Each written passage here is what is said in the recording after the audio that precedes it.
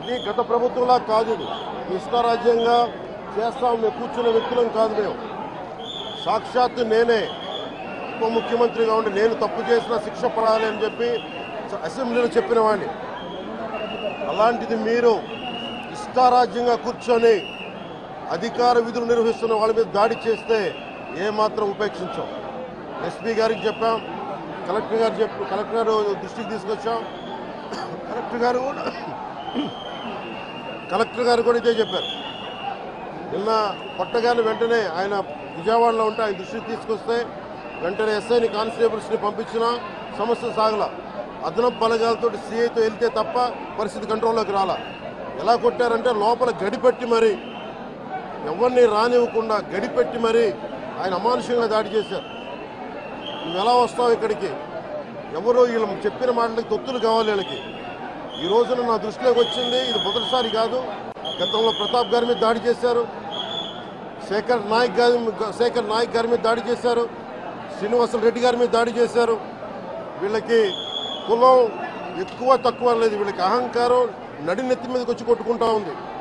అహంకారం తీస్తాం, తోలు తీసి కింద కూర్చోబెడతాం. మీకు ఒళ్ళు ఒక్కొక్కళ్ళకి మీకు ఎక్కడెక్కడ ఉన్నో తెలియట్లా. మీకు అహంకారాలు పెరిగిపోయినాయి. మీకు ఆధిపత్యపు అహంకారంతో అధికారుల మీద దాడి చేస్తే మిమ్మల్ని ఎలా తీసుకెళ్లాలో, ఎలాంటి శిక్ష పడాలో మీకు ఖచ్చితంగా చేసి పెడతాం. మీకు ఇష్టారాజ్యంగా చేయకండి.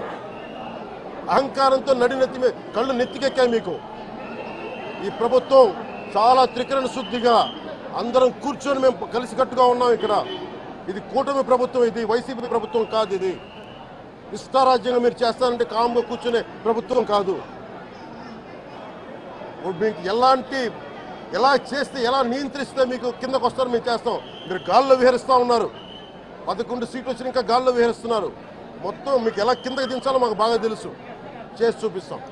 ఇదే కాదు, ఈ సందర్భంగా ఏ నాయకులకైనా సరే అధికారుల మీద దాడి చేసినా, అధికారులు విధులు నిర్వహిస్తుంటే అడ్డుకున్నా చాలా కఠినమైన చర్యలు ఉంటాయి. ఈరోజు నేను వచ్చి ఇక్కడ ఎందుకు వచ్చాను జవహర్ బాబు గారి దగ్గరికి అంటే, ఆయన ఒక ఎస్సీ ఎస్టీ కులానికి సంబంధించిన వ్యక్తినో వీటి గురించి అని కాదు.